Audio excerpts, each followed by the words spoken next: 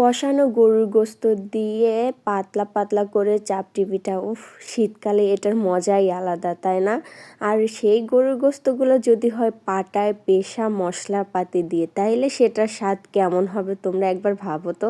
তো আজকে আমি এইরকমভাবে গরুর মাংস রান্না করতেছিলাম, যার কারণে সবগুলো মশলা আমি নিজে হাতে পাটায় বেটে নিয়েছি। যদিও ব্লেন্ডার করা যাইতো, কিন্তু না, আমি ভাবছিলাম যে আজকে সব কিছু নিজে হাতে বেটে তারপরে রান্না করব। তাই এই শুকনা মরিচগুলোও আমি ওই পাটাতেই বাটতেছিলাম। যদিও পাটায় বাটার আগে আমি একটু গরম পানিতে ভিজায় রাখছিলাম, যাতে করে আমার মশলাগুলো পিষতে বাটতে একটু সহজ হয়। আর মরিচগুলো বাটতে গিয়ে হাত দিয়ে নাড়াচাড়া করলে হাত জ্বলবে বা পুড়বে জন্য আমি একটা ছোট চামচের সাহায্যে সেইগুলো নাড়াচাড়া করতেছিলাম, যাতে আমার হাতে ঝাঁজ না লাগে খুব বেশি।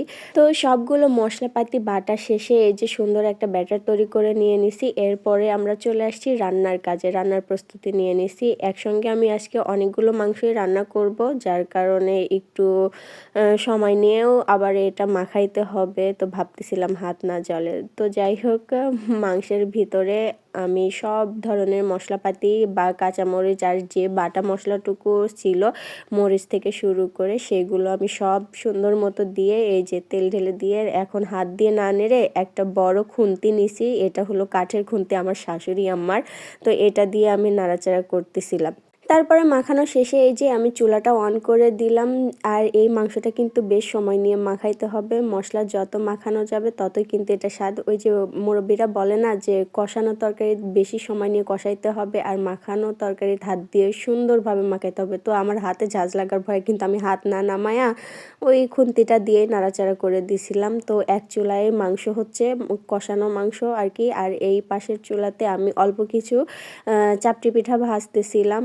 এটা এখন গরম গরম চাপটি পিঠা দিয়ে গরুর মাংস খাওয়া, আমার তো ভাই মুখে পানি চলে আসতেছে। তো যাই হোক, চাপটি পিঠা আমি খুব বেশি মোটা করি নাই, একটু পাতলা করেই নিয়েছিলাম। আর এই যে দেখো সুন্দর করে ভাজতেছে। আর এইভাবে পাতলা করে বানায়া ভাজলে কিন্তু এই দেখো চাপটি পিঠাগুলো কিন্তু ফুলে, দেখছো মাঝে মাঝে কিন্তু কি সুন্দর হয়ে হয়ে ফুলে ফুলে গেছে।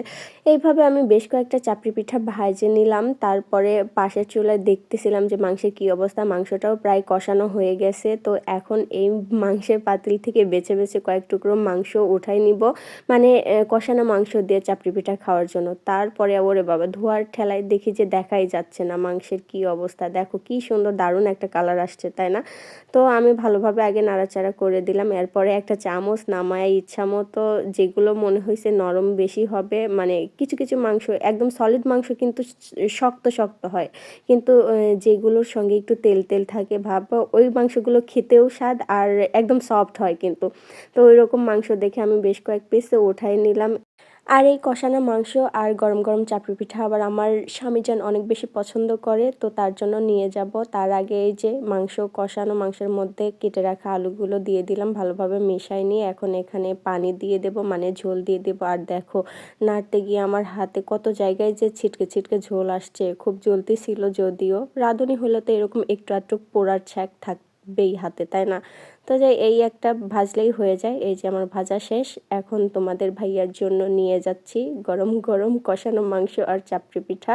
শীতকালে এটার মজাই তো আলাদা, আর তোমাদের ভাইয়াও কিন্তু অনেক বেশি খুশি।